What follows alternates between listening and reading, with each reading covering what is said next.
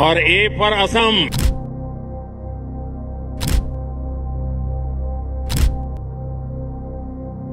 A for Assam হয় জানো? और ए फॉर असम, और ए फॉर असम, और ए फॉर असम, और ए फॉर असम। যদি A for Assam হ'লহেঁতেন নিশ্চয় প্ৰধানমন্ত্ৰী নৰেন্দ্ৰ মোদী অসমৰ এনে ভয়াৱহ বান পৰিস্থিতিৰ সময়ত বানাক্ৰান্তৰ খবৰ ল'বলৈ এদিন মাত্ৰ কেইঘণ্টামানৰ কাৰণে হ'লেও আহিবলৈ সময় উলিয়ালেহেঁতেন। কিন্তু আজি পৰ্যন্ত নাহিল। গতিকে এতিয়া ভাবিবলৈ বাধ্য হ'লো আচলতে বিপদৰ সময়ত A for এলনহে। 5 साल हमें और दे दीजिए, आसाम को बाढ़ मुक्त बनाने का काम भारतीय जनता पार्टी की सरकार करेगी। অসমত বিধানসভা নিৰ্বাচন পাৰ হৈ যোৱা বৰ বেছি দিন হোৱা নাই। কি প্ৰধানমন্ত্ৰী কি গৃহমন্ত্ৰী মুঠতে গোটেই কেন্দ্ৰীয় মন্ত্ৰীসভাখন অসমত জপিয়াই পৰিছিল। বিজেপিক জিকাব লাগে।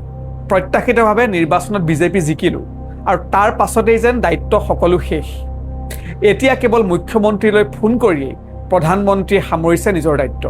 কিছু পৰিমাণে এই সময়ত অসমলৈ আহি পৰিস্থিতি পৰ্যবেক্ষণ কৰাৰ দায়িত্ব আছিল ৰাহুল গান্ধীৰো। কাৰণ তেওঁ লোকসভাৰ বিৰোধী দলপতি অৰ্থাৎ শ্বেডো প্ৰাইম মিনিষ্টাৰ।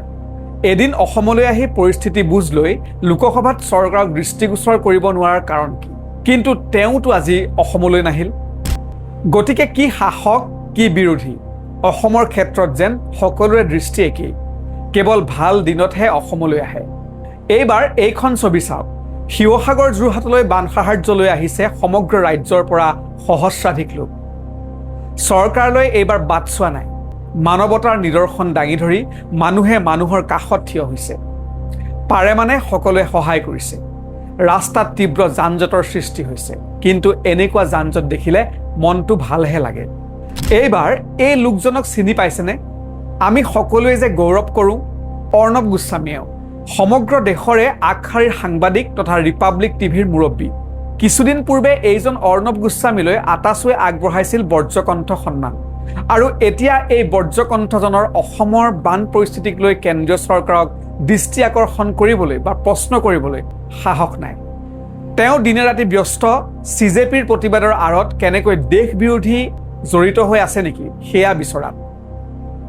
অৰ্ণৱ গোস্বামীৰ বিষয়ে এইবাবেই কৈছোঁ কাৰণ তেওঁ অসমৰ। তাতকৈ ডাঙৰ কথা তেওঁ অসমৰ বজ্ৰকণ্ঠ। ৬৬গৰাকী লোকে বানপানীৰ কবলত পৰি এই পৰ্যন্ত মৃত্যু সাৱট ল'লে। বহুজন আজিও সন্ধানহীন।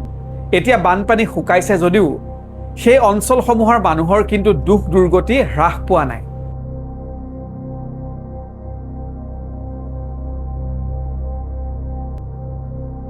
ঘৰৰ ভিতৰত বোকা, সা সম্পত্তি নষ্ট হৈছে, ঘৰৰ গাড়ীখন ধ্বংস হৈছে। কাৰ মুখলৈ চাব কি কৰিব সকলোৰে একেই দশা।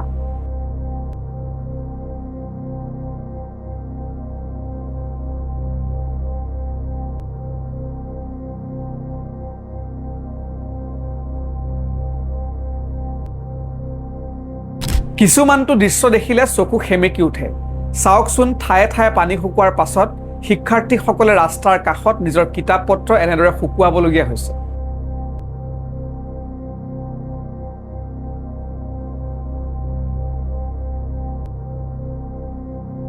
বহুতে নিজৰ চাৰ্টিফিকেট ডকুমেণ্টছ হেৰুৱাই পেলাইছে। এতিয়া সেইসকলে কি কৰিব? পিন্ধিবলৈ তেওঁলোকৰ ভাল এযোৰ কাপোৰৰ অভাৱ হৈছে। চৰকাৰৰ ফালৰ পৰা পাৰ্যমানে চেষ্টা কৰিছে সহায়ৰ। বিভিন্নজনেও হাত পাতি ধৰিছে। কিন্তু ইমানখিনিও সেইসকলৰ বাবে এই মুহূৰ্তত যথেষ্ট হোৱা নাই। মুঠতে এতিয়া কেন্দ্ৰীয় চৰকাৰৰ পৰা শিৱসাগৰ চৰাইদেউ যোৰহাটৰ বাবে বিশেষ পেকেজ ঘোষণা কৰিব লাগে। ঐতিহাসিক আহোম সাম্ৰাজ্যৰ বৰঘৰ পুনৰুদ্ধাৰ কৰি জিলাকেইখন পুনৰ আগৰ অৱস্থালৈ ঘূৰাই আনিবলৈ কেন্দ্ৰীয় চৰকাৰে সকলো প্ৰকাৰে সহায় কৰিবই লাগিব। এয়া নিশ্চয় প্ৰধানমন্ত্ৰীৰ দায়িত্ব। কেৱল দুখ প্ৰকাশ কৰিয়েই দায়িত্ব সামৰিলে জানো হ'ব? এতিয়া বহুতে প্ৰশ্ন কৰিছে অসমৰ বানপানী সমস্যা ৰাষ্ট্ৰীয় সমস্যা কেতিয়া ঘোষণা হ'ব?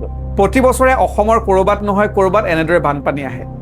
অসমৰ অৰ্থনীতিৰ কঁকাল একেবাৰে ভাঙি থৈ যায়।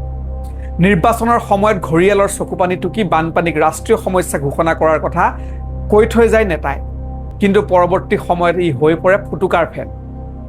সমস্যা সমস্যা হৈ থাকে, আমিও পাহৰি থাকোঁ। কিন্তু এনেকৈ আৰু কিমান দিন? আজি উত্তৰ প্ৰদেশ, বিহাৰ, গুজৰাট, মধ্যপ্ৰদেশত এনে বানপানী হোৱাহেঁতেন নিশ্চয়কৈ ৰাষ্ট্ৰীয় সংবাদ মাধ্যমে সম্পূৰ্ণ কভাৰেজ কৰিলেহেঁতেন বা প্ৰধানমন্ত্ৰী নৰেন্দ্ৰ মোদী বানাক্ৰান্তৰ কাষলৈ গৈ পৰিস্থিতিৰ বুজ ল'লেহেঁতেন বা বিভিন্ন ধৰণৰ আশ্বাস তেওঁ নিজেই উপস্থিত হৈ প্ৰদান কৰিলেহেঁতেন লগতে তেওঁ কেইবা কোটি টকাৰ পেকেজ ইতিমধ্যে ঘোষণাও কৰিলেহেঁতেন কিন্তু এতিয়া কি কৰিব এই বানপানী অসমতহে হৈছে উপায় নাই অসম সৰু ৰাজ্য লোকসভাৰ আসনৰ সংখ্যায়ো বৰ বিশেষ প্ৰভাৱ পেলাব নোৱাৰে 5 साल हमें और दे दीजिए आसाम को बाढ़ मुक्त बनाने का काम भारतीय जनता पार्टी की सरकार करेगी। और ए फॉर असम। আজিৰ ভিডিঅ' ইমানেই পৰৱৰ্তী ভিডিঅ'ত পুনৰ লগ পাম ধন্যবাদ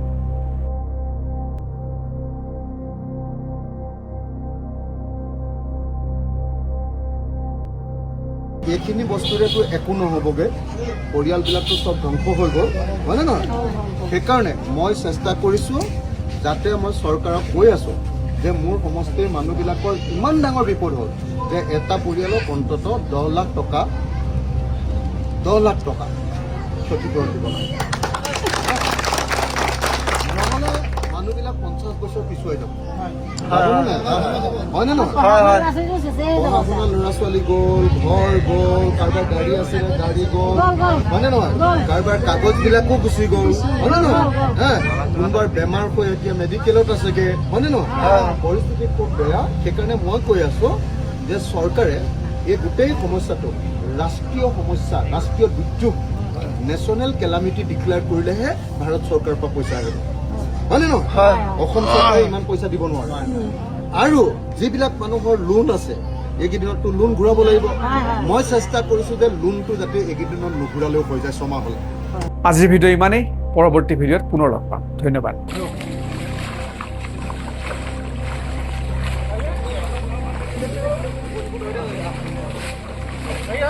কিমান চেনেল বিলাক আহে আমালৈ কেলে হয় আমাৰ আপোনালোকৰ এইডোখৰত আমি হৈছে বুলি